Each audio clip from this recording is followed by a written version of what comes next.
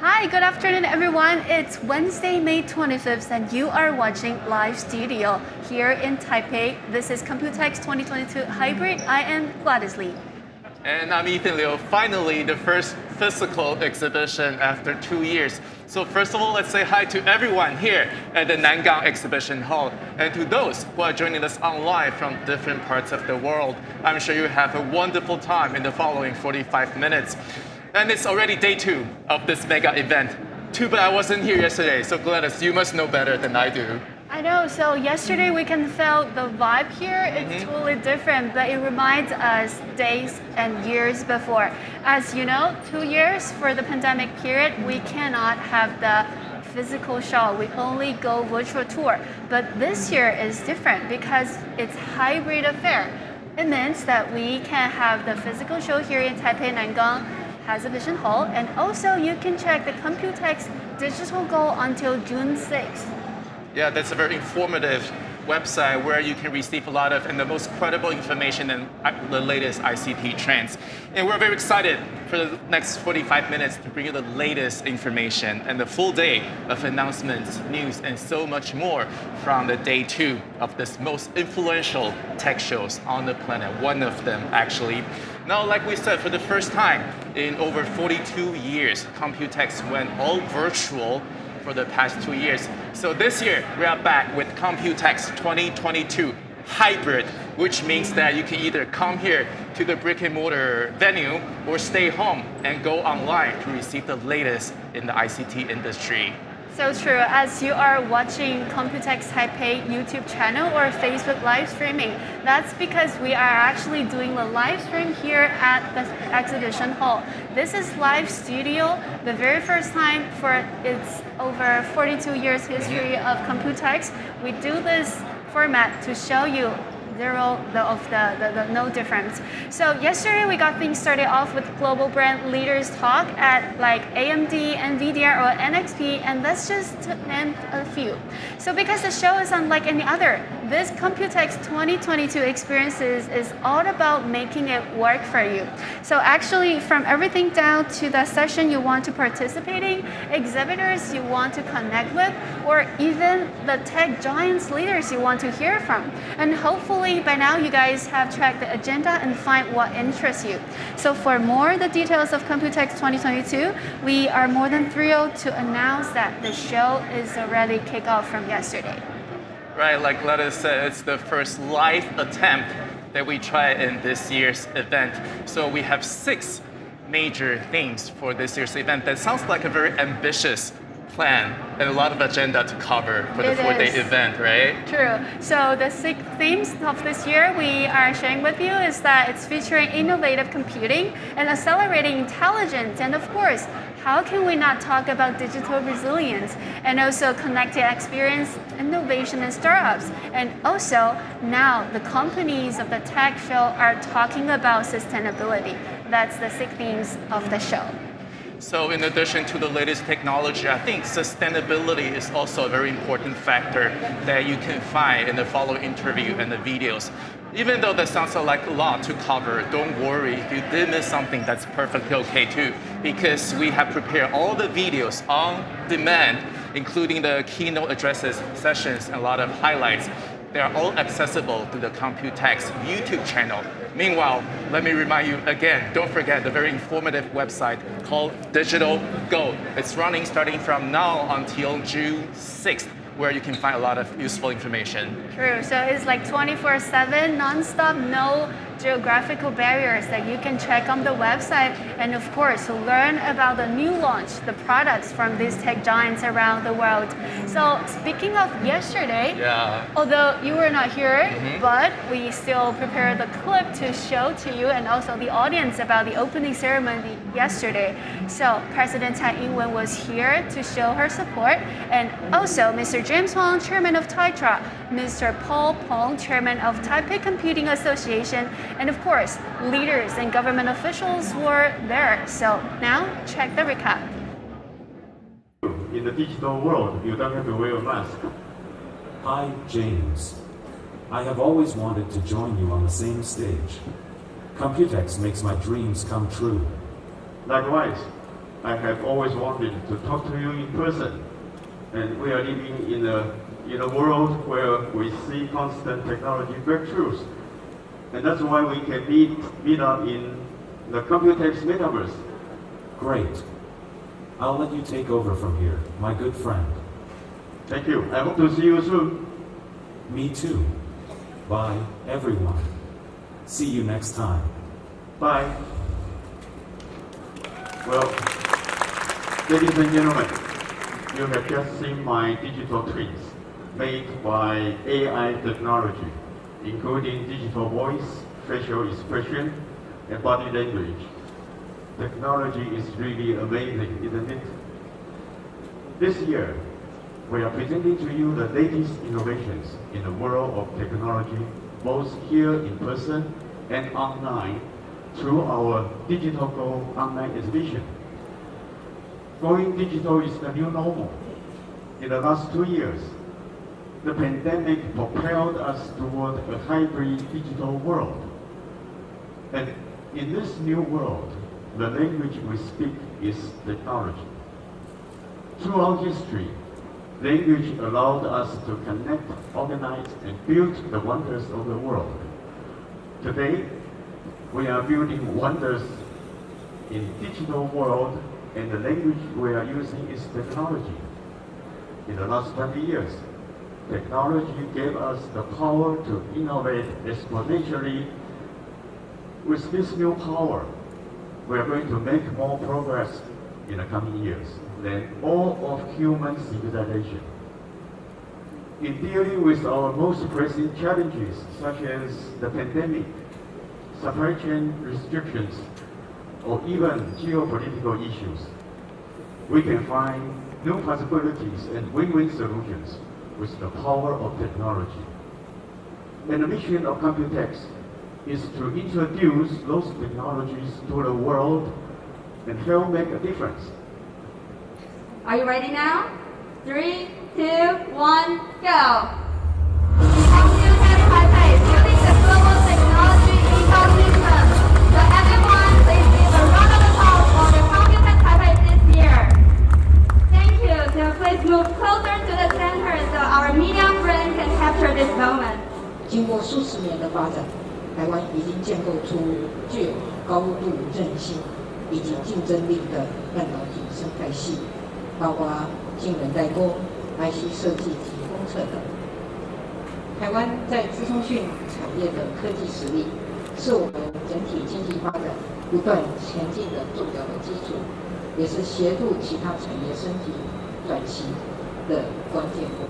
我们要持续的发挥台湾在高阶硬体制造的优势，把 ICT 产业的能量导入到更多的领域当中，结合其他的产业的强项，例如应用在智慧机械、智慧医疗当中，可以使台湾整体经济更具有国际的竞争力。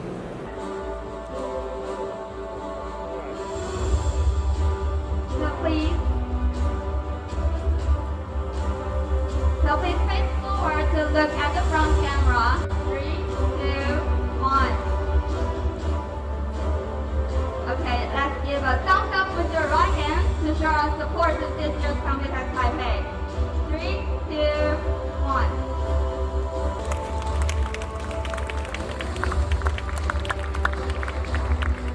So thank you all for coming. We wish Computex Taipei 2022 a great success. So please don't forget to return the headset at the end. All right, and speaking of the executive keynotes, we would love to share with you the Nvidia executive keynotes on May 24th. So we get insights from Nvidia leaders on how accelerated computing is revolutionizing everything from gaming to data centers to robotics. So 6 executives gave speech on the topic.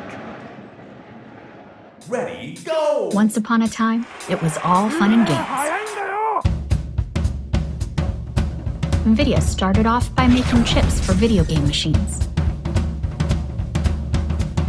Graphics became serious business when people started using Nvidia for blockbuster movies, medical imaging devices, and the world's most powerful supercomputers.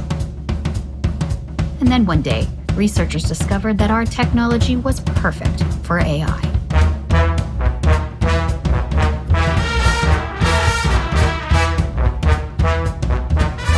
Today, Nvidia is the engine of AI.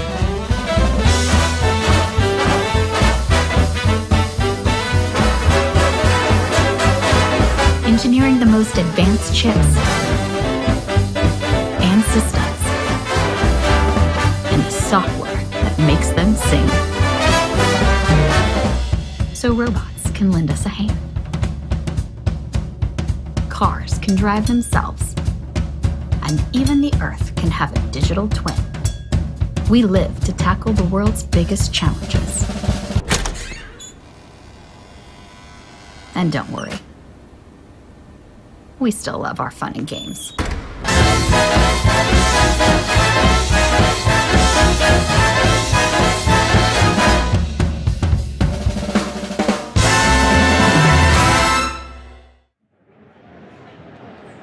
Moving on, Computex CEO Keynote Series invites Kurz, President and CEO of NXP Semiconductors, to share what's next in semiconductor solutions, and of course to talk about how the right mix of technology combined with a strong ecosystem of partners to deliver consistent experiences for the smart, connected world and future vehicles.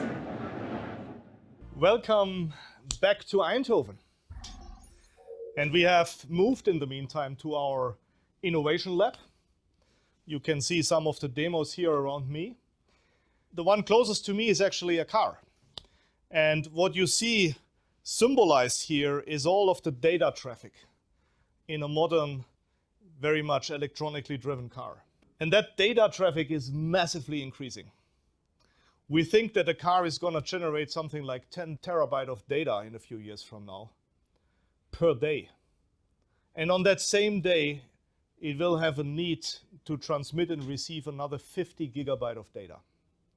So obviously, the structuring of that data and the topology of the data network in the car needs rethinking. And that rethinking has been led in a transformational way by NXP. And I feel we had the entitlement to do this as the global #1 semiconductor supplier for automotive microcontrollers and microprocessors. So we've worked hard with our customers, the global automotive industry, to move to what we call the domain structure, which is a more hierarchical network topology with very powerful domain computers. And at the same time, we've worked very hard to make sure that the cloud connectivity becomes reality. So connecting that complex system at one point, which is the gateway chip, over the air to the cloud, including the required cybersecurity and including everything it takes to transmit and receive that massive amount of data in a secure way to renew the systems, all of these complicated systems in the car at one go.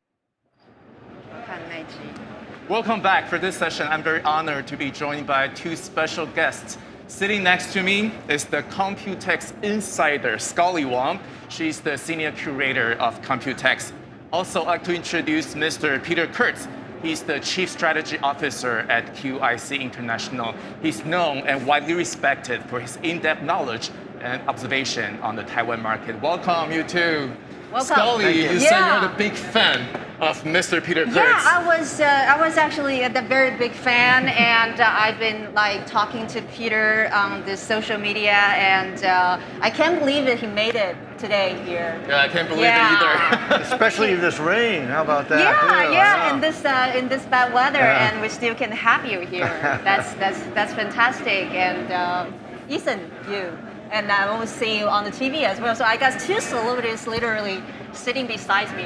Thank you for having me at this wonderful occasion. And thank you for coming, Mr. Peter It's Kurz. a great pleasure to be here. And so awesome to meet the two of you as well today and to see such an exciting display of the latest technology here in the crossroads of the global tech supply chain here in Taiwan. Yes. So we're just look around the Computex. Is this the first time you've been to Computex? No, it is the first time in a while, I have to admit.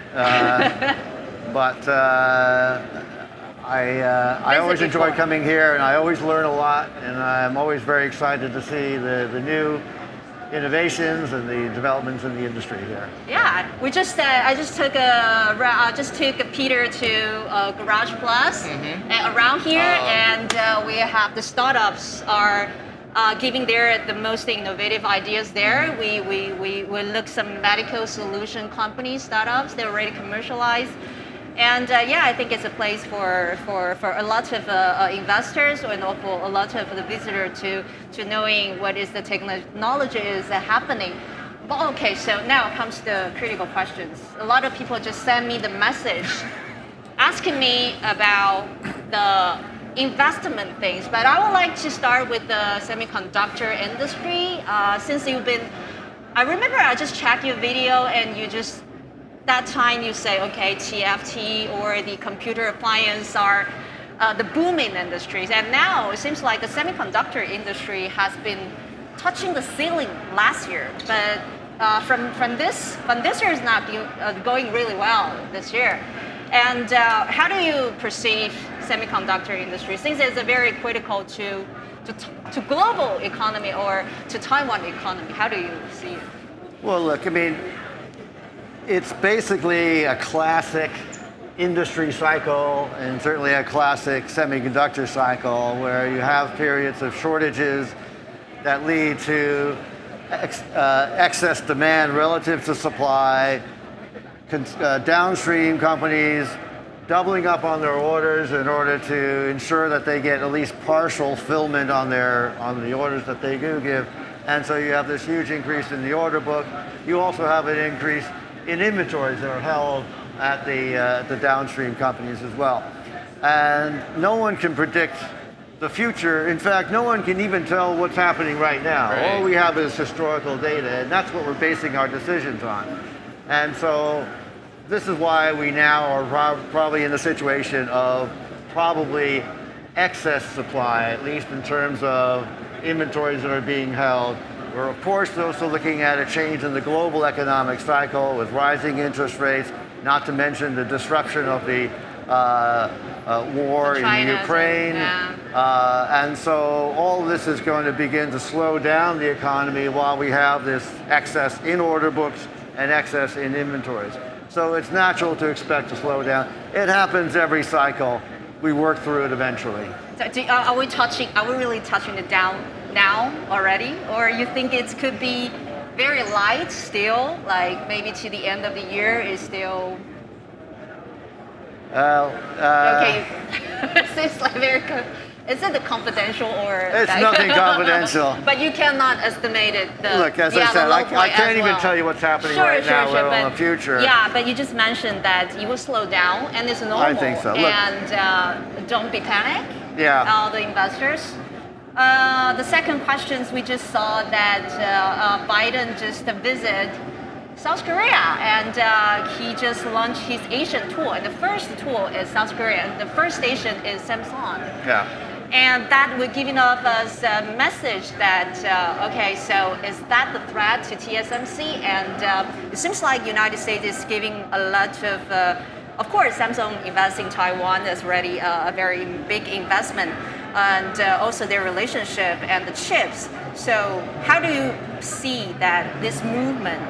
And is it a threat to TSMC, or do we have to pay attention on that, or?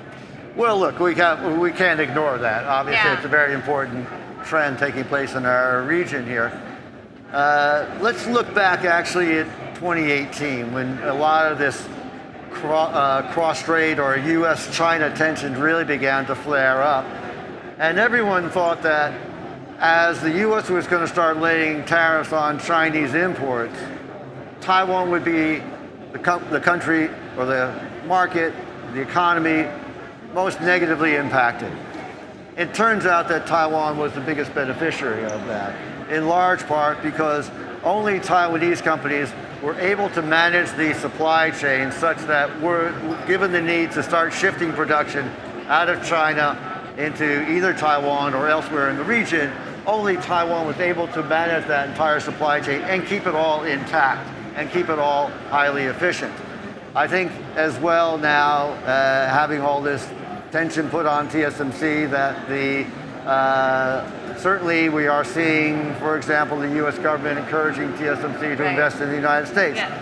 Now, is that the best thing for TSMC from a strictly business standpoint? Maybe not, but it certainly does improve TSMC's leverage in the global supply chain, and ultimately I think it will give it greater protection in the context of these rising tensions we're seeing in the region.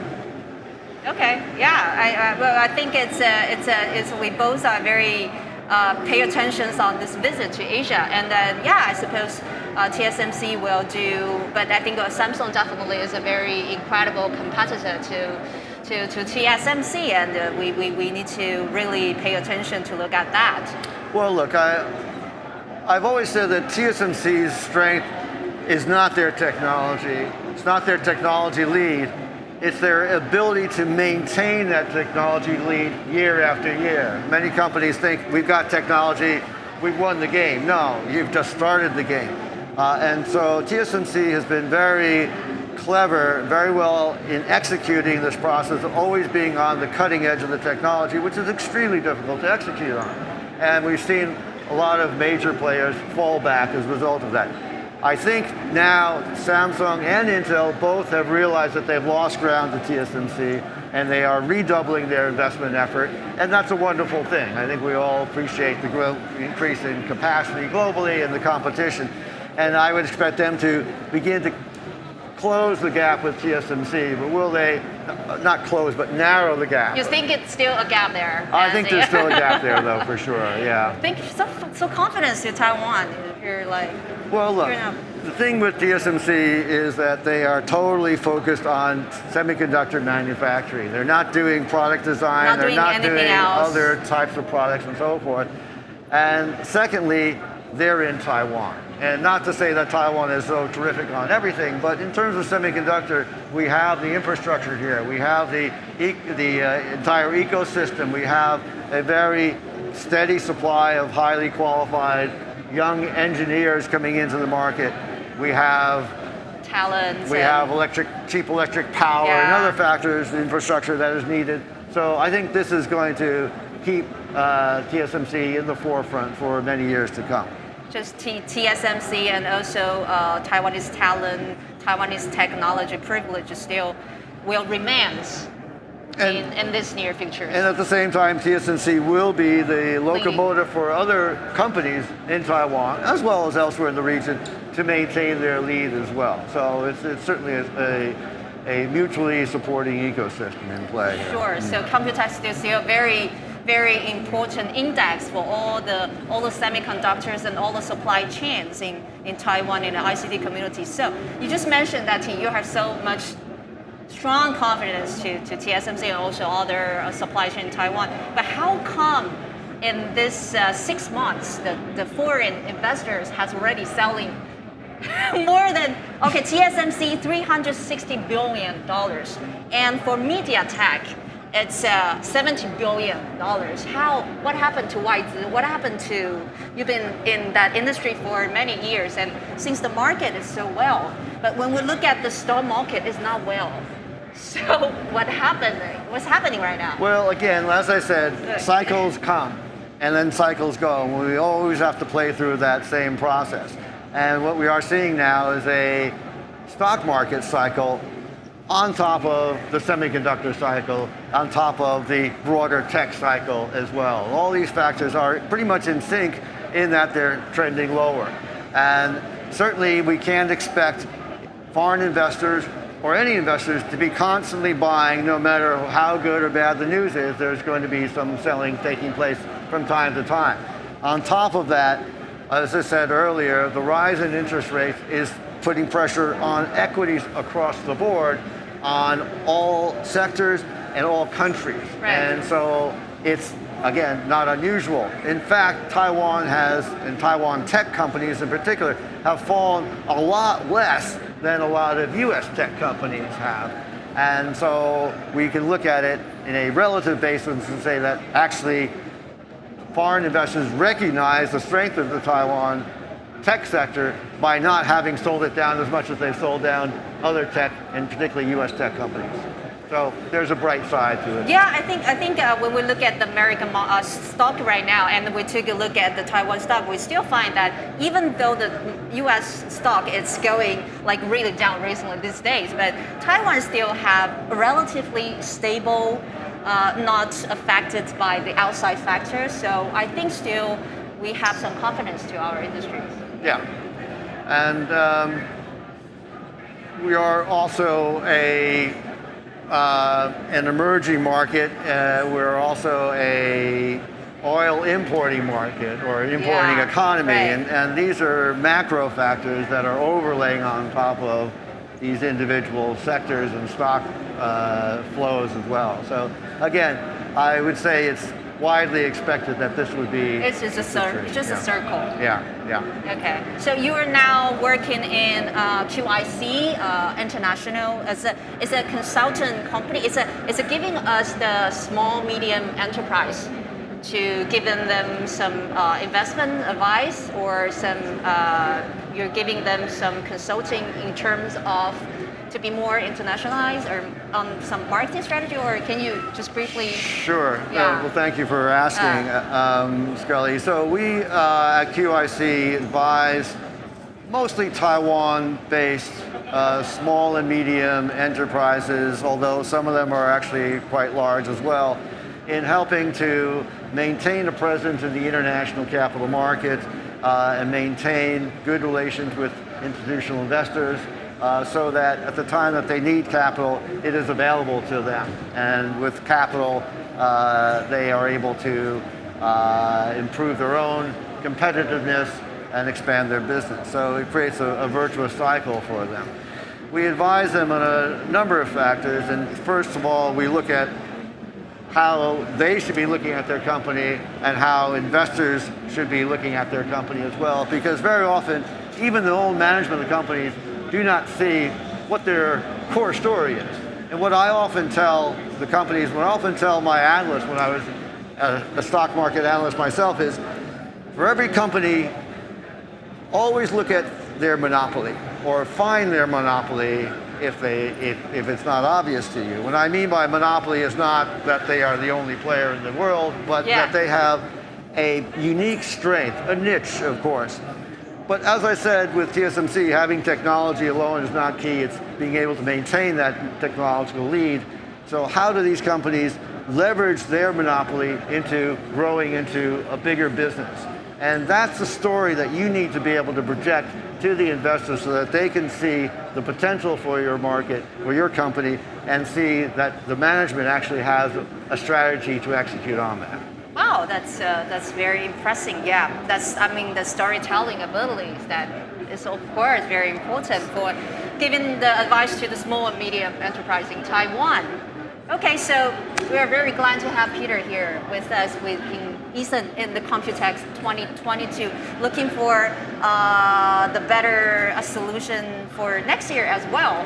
So yeah, thank you, Peter. Yeah. Thank you. Don't worry about the down cycle. There's always an upside at the end of it. Don't be panic. Yeah. We're in the safe place. Yeah. Taiwan is still remains a strong confidence. Absolutely. Okay, thank you. Thank you all. So thank you, Peter, for your time, and thank you, Scully, for co-hosting with me. So next, we can't wait to share the live situation at the Nangang Exhibition Hall right now, right here at Computex. So we have Lisa Chen with us. So Lisa, please tell us what you see and how you feel back to the Nangang Exhibition Hall at the Computex 2022. Thank you, Gladys and Ethan. Hello, everyone. I'm Lisa. I'm here today is the day 2 at the Computex 2022. Are you looking forward to seeing more technology and applications? Just follow me and you won't miss out. And first, let's go check on Kioxia to see what they have for us today. Let me introduce first their chairman and the president of Kioxia. Let's welcome Yamamoto-san. Hello, how are you? Hi, fine. Thank you very much for introducing me. Thank you. So can you shortly introduce the company? Okay, so we are Kioxia Taiwan and a subsidiary of Kioxia Corporations. And Kioxia is a Japanese-based company and was a leading manufacturer and supplier of flash memory and SSDs. So, and we've been innovating in the flash memory field, and also we like to expand our memory field into the market. So thank you very much. Okay. Anything new or interesting that we can expect this year at the Computex? Yes, so using these opportunities, so we like to show our history of innovating our NAND flash history, and also we like to launch personal SSDs, the retail SSD in the Taiwan market. That we like to introduce today. Okay. So we can see the SSD. Yes, yes, yes. And here is SSD two lineups. One is DIY use, is PCIe based technologies SSDs. That is personal use. And the other one is also the portable SSD we like to introduce in the Taiwan market.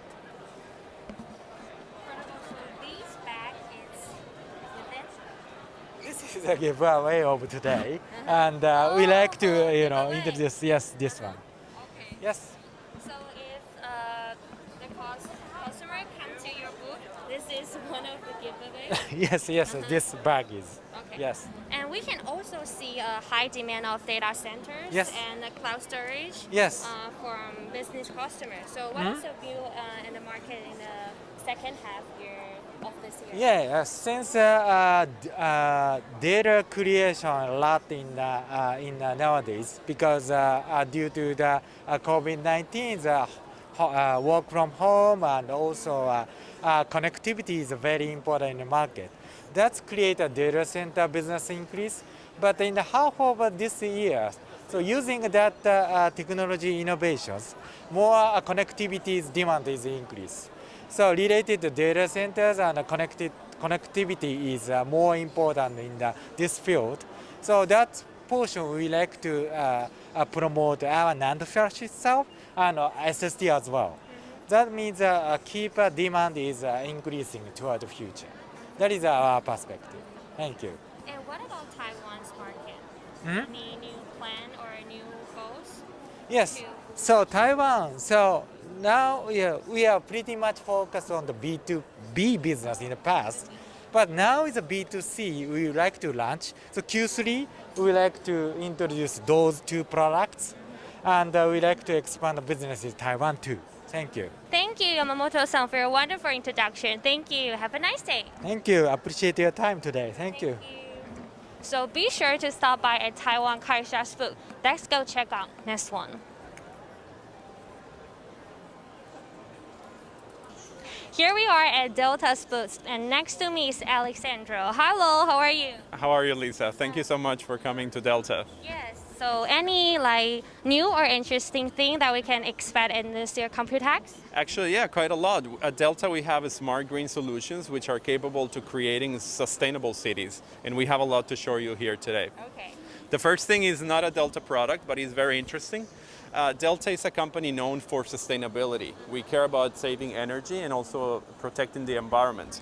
One of the key ways to protect the environment right now is the circular economy. So here we have, for example, in our factories, we use PCB boards, printed circuit boards, and then we take the waste from those products, from the PCB boards, and then we recycle them. And then we can create, for example, floor tiles, or also for the walls. And that way we can use this kind of waste, and then also to reduce the waste in the environment. The texture is really smooth, actually. Actually, yes. It can be also used, for example, to you can create park benches, for example. Also the fences in many areas. They're actually very durable. So it's a great way to take waste that will be thrown in the landfill, for example, and then that way we can protect the environment even further. So circular economy is a key topic in the future. Great. Also a key issue that we care a lot about Delta is to not only protect the environment, but also to have a healthy environment in buildings, for example, in offices. So then at here, we were, of course, very worried that everyone would be concerned in Computex about the COVID-19 virus. So we have developed our very own disinfection products. So here, for example, we have UV products with a very safe wavelength, so then it's safe for human beings. And with only 5 seconds, they can destroy 96% of the COVID virus. So we can stand? Exactly. Right here. And then you are COVID-free right now. Really? Yes. Okay, that's wonderful. Exactly. Then here we're gonna go to see our Delta electric vehicle charging solutions. As you know, electric vehicles are the future, e-mobility. So then, for example, right here, maybe show you the first one, the small one. If you're at home and you have an electric car, then for example, well, maybe very soon, right? Yeah. Here we have what we call AC chargers. They're powered with AC electricity. And then they're very light, very stylish, very compact. Sure, of course. So very light too, right? So then with this one, you can, for example, when you are sleeping, then you can recharge your electric vehicle for a few hours. Also, they're installed in shopping malls, for example, hotels, parking lots. And then if you really need to recharge your car faster, then we have what we call the DC electric vehicle chargers. So then right here is what we have, a 50 kilowatt DC electric vehicle charger. 50 kilowatt. So then you can imagine, for example, a Tesla S has a battery of 100 kilowatts, and then this charger will charge it in less than 2 hours. That's very fast. So for example, imagine you can go to a shopping mall as well. You can see it's also very thin, very compact. So then in a shopping mall, you can go shopping for 2 hours. By the time you're back, your car will be fully charged. And that is assuming your battery is almost empty. If it's maybe half, then less than an hour would be enough. So you should hurry up with the shopping if you have these chargers. Is this already used in the market? Yes, it's actually our newest product. Before it was a 25 kilowatt, and in even less space, we have managed to double the power output of this charger, the capacity. This one is a little bit heavier because it's DC charging, so you can see the gun is a little heavier, right? I think the whole design is chic and it's clean design. Exactly, and very user-friendly. We have the LCD display right here, and also you can use a credit card or different cards to also pay, for example, for the charging. Also, we have here at Delta different solutions to power electric scooters as well. So then we are also working with different partners to have to bring e-mobility also to the scooter market. Right. Now, well, we have the chargers for the electric cars, but then Delta goes even beyond that. We're also charging or providing the key components for the electric vehicles. And many companies are trying to do that right now, but it's actually very hard to enter the supply chain of an automaker. Automakers, they need to trust you for many years for you to be able to enter their supply chain. In Delta, we have been developing power and thermal management solutions for electric vehicles for more than 10 years. We actually have R&D projects with all these electric vehicle makers. And right now we can say that Delta, after 10 years, we have become one of the major suppliers for the world's leading electric vehicle brands in North America, in Europe, and in Japan as well. So then here, for example, we have what we call the onboard charging, onboard chargers, and also the powertrain technology. Basically, any conversion that is of energy inside the vehicle is processed through Delta's technologies. And also the powertrain, which means that the electricity from the battery to give the power for the vehicle to have the motion is also done by Delta's components. So this is a key technology. Basically, we give the life to the electric vehicles here at Delta. And then a key challenge that many people actually haven't learned about is that electric vehicles, there will be a lot of electric vehicles in the future. In a few years, more brands are launching more electric cars. So then one big challenge is that the electricity grid that we have today right now, it will be very challenging for it to charge so many electric vehicles in the future. So at Delta, we have an entire infrastructure to enable a more, let's say, smarter energy management so that we can really charge all these vehicles. The way we do it, we have here the Delta Grid management solution, and then we have energy storage technology here at Delta. Also, some of our chargers are V2X, which means it's vehicle to grid. So then we can, for example, if you go to work, you have an electric vehicle, by the time you get home, let's say the battery is 90% charged, and then you can take our chargers and our smart grid technology to power your home with the electricity stored in the battery of your electric vehicle. That way your vehicle will become a small power plant. And then in many cars do that, then they will reduce the burden for the electricity grid to charge all these electric vehicles. This is what Delta can do with the smart energy management.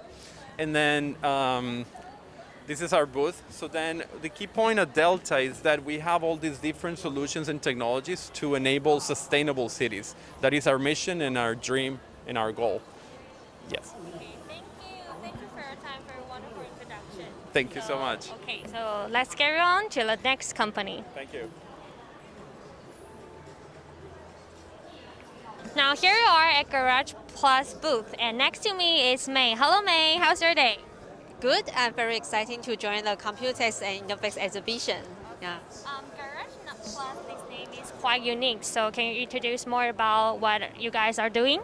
Yeah, sure. So Garage Plus, we are the zero equity incubator based in Taiwan, and we are supported by the Taiwan Industries.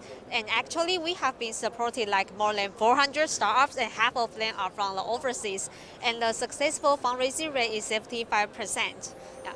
And today, our pavilion theme is Inventing Tomorrow, because we think that innovation is the driving force for the human beings, and startups are the practitioner of making a world better through innovation.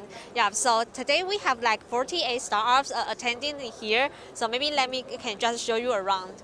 Yeah, 48 startups. Yeah, 48 startups.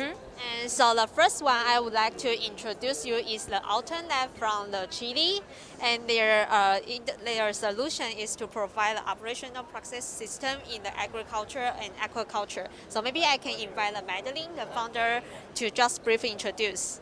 Hello, Madeline. Hello, how are you?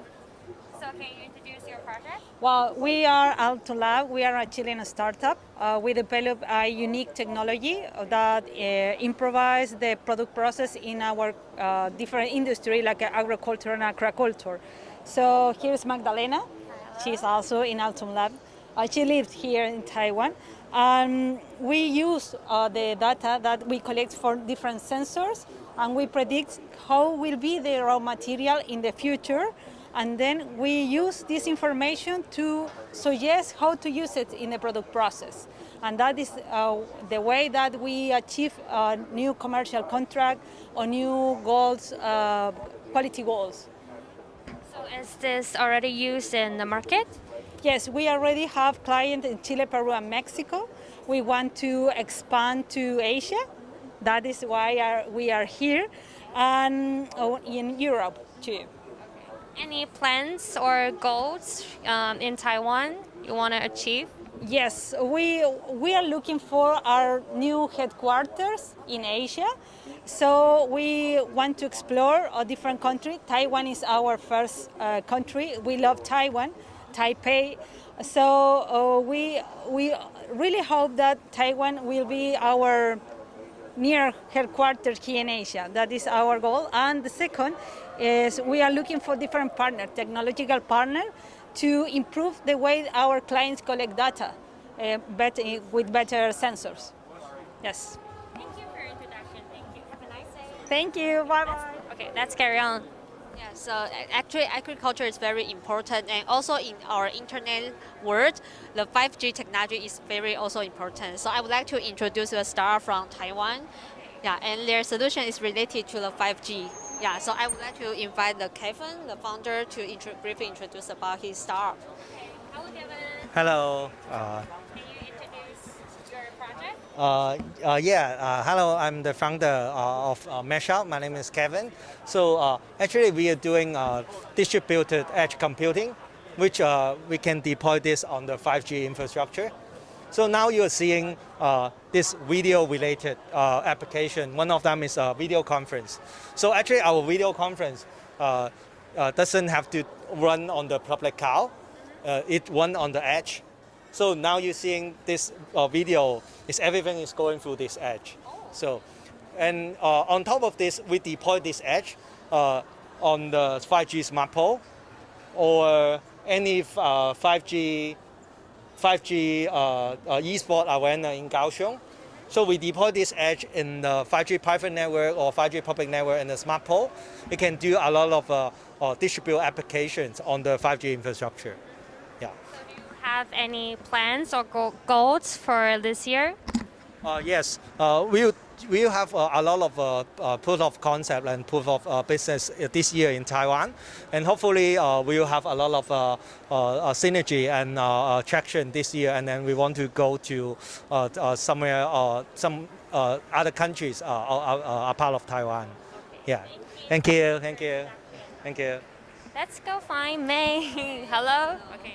Yeah, so actually Garage Pass will be at the Computex Innovex exhibition this week, and you can find all the star information on Garage Pass website. So welcome to come join us to Inventing Tomorrow. Okay, thank you. Thank for you. a wonderful introduction. Have a nice day. Yeah, thank you. Well, that is all for day 2. And tomorrow I'll be continue here in the Computex 2022. So stay tuned for our live studio. Now back to you, Gladys and Ethan. Thank you, Lisa, for the quick tour of today's event. I think that really reminds me that Computex is not just for industry insiders. It's actually relevant to everyone, each of us. Like for car lovers, you see the car charging stations and the bacteria, virus fighting device, right? It is. And also the tour to Garage Plus shows that I think Taiwan is a very ideal place for startups before they expand into Asia. We have the technology. We have the support from the government and the private sectors. And also you can find a lot of like-minded partners in different industries that make opportunities for cooperation possible. Gladys, what do you think? Actually, by the time as we're speaking right now, there are like Innovex competitions doing right now. So people are doing the pitching, the teams, the startups, they are actually making their efforts to try to attract more resources, not only from Taiwan, but also from overseas. Right, really looking forward to more potential and more opportunities in the Taiwan market. Okay, so that's pretty much for today's live session. Let me remind you that the next live session will be at 10 a.m. and 3 p.m. tomorrow again. More CEO keynotes that we're going to hear from include the Chief Strategy Officer and the Senior Vice President of Micron, Mr. David Moore. He will give a talk on the era of pervasive data-driven experiences. And also Mr. Charles Liang, he's the founder and CEO of Supermicro. He will give a speech tomorrow at 2 p.m. Again, we are live at Live Studio Computex 2022, and this is Gladys and Ethan. Thank you for staying with us, and we will see you tomorrow. See you tomorrow.